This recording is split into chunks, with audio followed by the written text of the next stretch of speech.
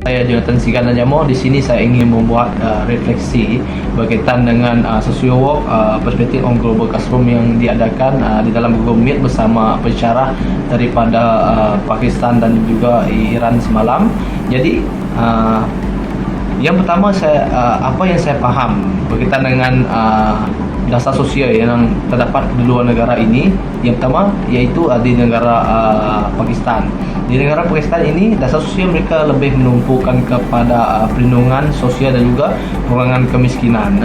Jadi di bawah dasar ini terdapat dua program iaitu BISP dengan ESAS. Jadi BISP dengan ESAS ini menyediakan bantuan tunai kepada golongan miskin. Selain itu, kerajaan mereka juga menyediakan pendidikan dan juga kesihatan asas untuk meningkatkan kesejahteraan rakyat mereka. Yang kedua adalah untuk negara Iran. Jadi di negara Iran ini dasar mereka lebih berlandaskan kepada nilai-nilai agama dan juga keadilan sosial. Jadi apa yang terdapat di bawah dasar mereka ini iaitu program seperti Imam Khomeini Relief Foundations yang memberikan bantuan kepada golongan miskin serta golongan kurang upaya, manakala subsidi barangan asas dan juga pendidikan dan juga kesehatan diberikan untuk meningkatkan kesejahteraan rakyat mereka sama seperti di negara Pakistan.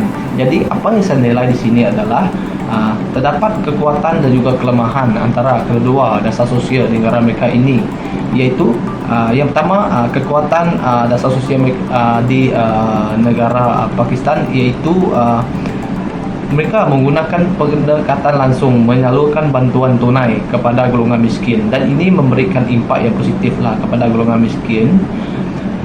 Manakala mereka punya kelemahan iaitu di negara Pakistan ini mereka tidak menekankan tentang penggunaan nilai-nilai agama dalam menyalurkan bantuan sosial.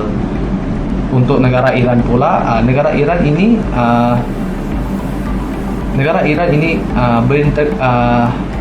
mempunyai integrasi nilai agama dan juga subsidi barangan asas yang luas.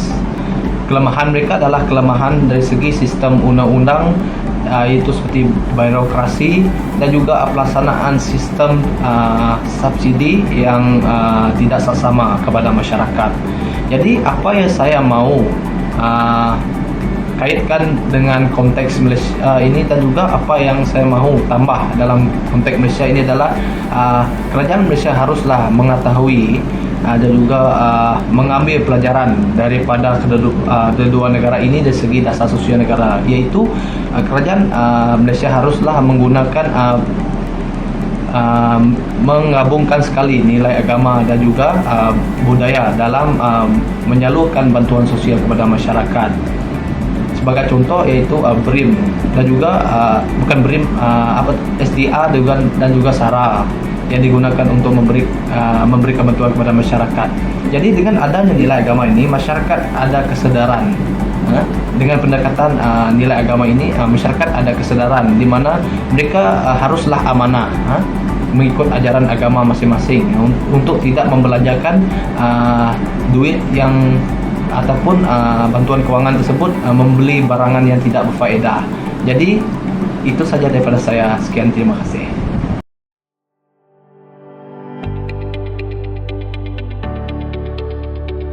Sepanjang kursus analisis dan perancangan dasar sosial ini, saya telah memahami konsep-konsep utama dalamnya, iaitu evaluation.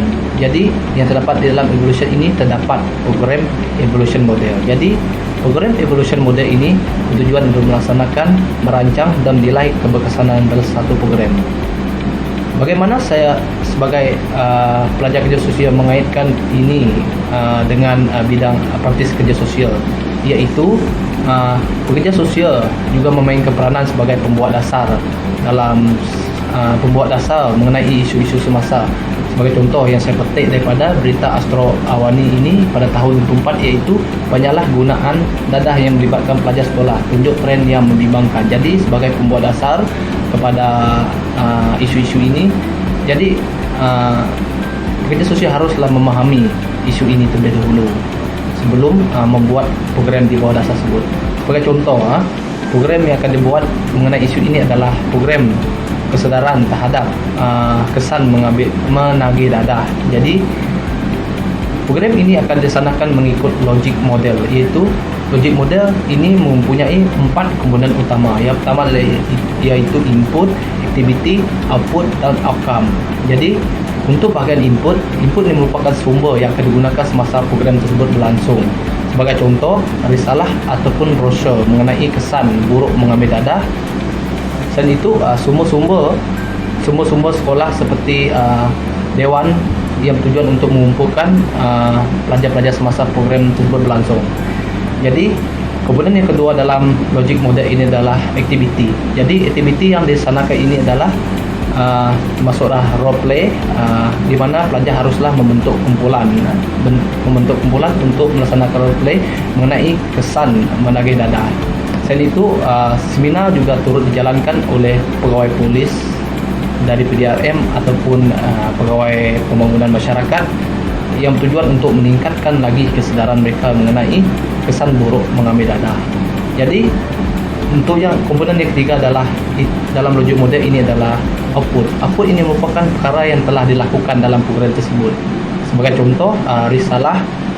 Sebagai contoh, jumlah risalah yang telah diagihkan kepada pelajar-pelajar. Selain itu, output ini juga melibatkan menerangkan tentang jumlah penglibatan pelajar dalam program tersebut.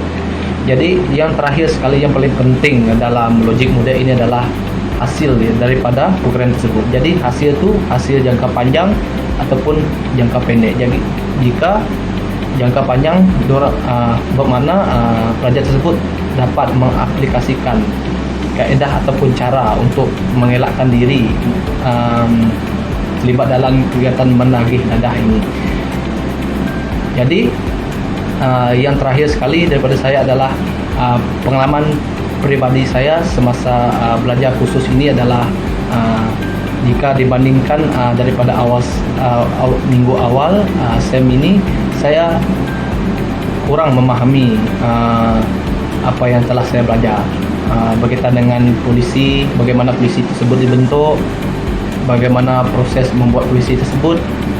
Jadi setelah beberapa minggu ke depannya, terutama minggu pertengahan, saya dapat memahami bagaimana polisi ini dapat dibuat, bagaimana program itu dibuat di bawah dasar-dasar tersebut. Jadi